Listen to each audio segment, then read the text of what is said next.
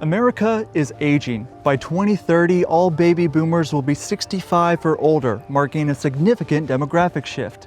And nearly 90% of seniors today want to stay in their own homes as they age. It's a concept known as aging in place.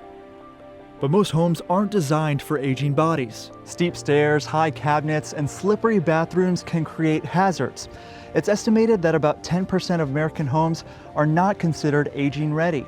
And many seniors simply can't afford to make these costly home modifications. It forces them to make a tough choice between safety and the comfort of their own homes. So a lot of memories here. Oh, beautiful memories, beautiful. But what if they didn't have to choose? What if we could make homes safer right where they are? I'm David Hurst. This is NC Impact.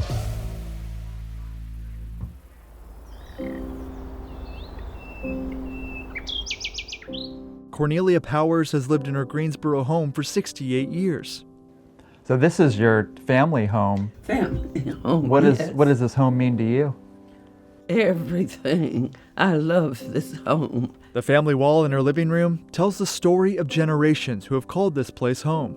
We had all kinds of gatherings. My mother was the best cook in the world, and my father was very family orientated. So we had a good time. But as Cornelia aged, daily tasks became challenging, sometimes even dangerous. It was a chore getting in and out of the shower. She couldn't reach her washer and dryer and had to get on her tiptoes to get clothes out. And after being diagnosed with emphysema, these everyday challenges became more than inconvenient. They became a threat to her breathing. The easier that it is for me, the better I can breathe. Cornelia's story is not unique. It's playing out across North Carolina, where the elderly population is projected to nearly double over the next 20 years. That means for many seniors, the choice becomes stark. They can risk their safety in an unsuitable home, they can go somewhere else and leave behind decades of memories, or pay for expensive home renovations. But like many seniors on fixed incomes, Cornelia couldn't afford costly home repairs, and moving out to live with family or a long-term care facility, in her words, was not an option. But then she heard about a program that could help, one that brings together an unlikely partnership of healthcare workers and home repair specialists. It's called Aging Gracefully, and it helps seniors age in place. Instead of treating home safety as just a construction project, it starts with healthcare. One of your goals you have is to make it safer and easier. Occupational therapists like Beth and nurses like Amanda visit seniors in their homes, assessing their needs through a medical lens. We figure out with their functional mobility, their basic daily activities, and then advanced activities like bill paying and doing laundry, what activities they feel like they are not as safe with or would like to be more independent with. Once these healthcare professionals identify what needs to be done, they write prescriptions in the form of home modifications. Then, another local nonprofit called Community Housing Solutions steps in to make these improvements. We're talking about things like adding access ramps, installing grab bars, and raising toilet seats. I like to say this program is the intersection of healthcare and housing, where we take the strengths of two fields of study and put them together, and the outcomes are phenomenal. And it doesn't stop at home improvements. The healthcare team makes regular visits monitoring how seniors adapt to their modified homes. It's making sure that nobody is left behind.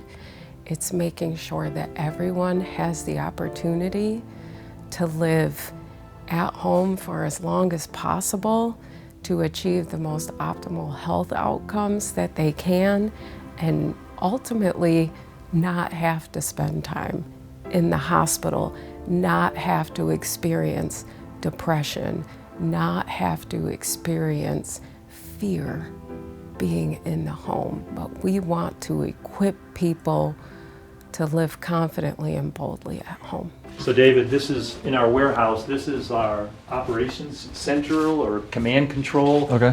where we do all of our planning for the work that we do out in the field. Inside Community Housing Solutions Command Center, the whiteboards track dozens of ongoing renovation projects. You'll also notice the AG on the addresses. Those are Aging Gracefully homeowners. So of the 13 addresses we have right there, 6 of them are Aging Gracefully home repairs that we're currently involved with. Is that common? Is that usually how many there are going on in a week? It can vary depending on, as we get the flow of the work write-ups from the occupational therapists. We do about 150 home repairs a year. So about a third of them are aging gracefully. It drives home the need for a command center to keep it all organized, right? Exactly. Yep. But as I toured the facility, I kept thinking about a question. With labor and material costs soaring and an aging population that keeps growing, how sustainable really is this approach? But I was surprised to learn that programs like Aging Gracefully might actually save money in the long run. So let's break down the numbers. An Aging Gracefully home modification typically costs about $5,000. Seems expensive, right? Well, not when you compare it to the alternatives. One emergency room visit after a fall, including rehab and medications, costs about $30,000. But what if they just went into a care facility instead of staying in their home? Well, a year in a North Carolina Medicaid nursing home runs about $90,000. So by doing this $5,000 investment, we can prevent falls and those costs, but we can also hopefully allow them to live longer in their home and prevent them from having to go into a nursing home, which is $90,000 a year. And Guilford County isn't alone in recognizing these savings. Across North Carolina, the Housing Finance Agency is partnering with local governments and nonprofits to provide financing for home repairs and modifications, specifically targeting low-income seniors. But I've got another question. What if we're approaching this from the wrong end? Why retrofit homes when we could build them better from the start? Well, there's a growing movement in home construction called universal design, building homes that work for everyone from the beginning. Wide doorways, single-story layouts, lower countertops, features that make sense for all ages and abilities.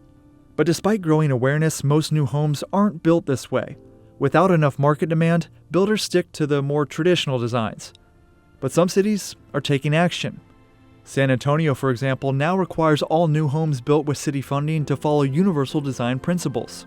But until more of these types of building codes are in place, or there's more market demand for universal design, programs like Aging Gracefully can bridge the gap. Today, Cornelia's home works for her, not against her. A walk-in shower replaced the dangerous bathtub, new grab bars provide stability, and a stackable washer and dryer means no more tiptoeing to reach clothes. Each modification helping her stay in the home she loves. The best thing that can happen is to get someone that advocates for your better life. Well, thank you for inviting us into your home. Maybe next time I visit, Amanda and Beth will be up here on the family wall. Thank you all for coming. It's been fantastic. But we want to hear what you think. What else should we consider when supporting Aging in Place? Comment and let us know.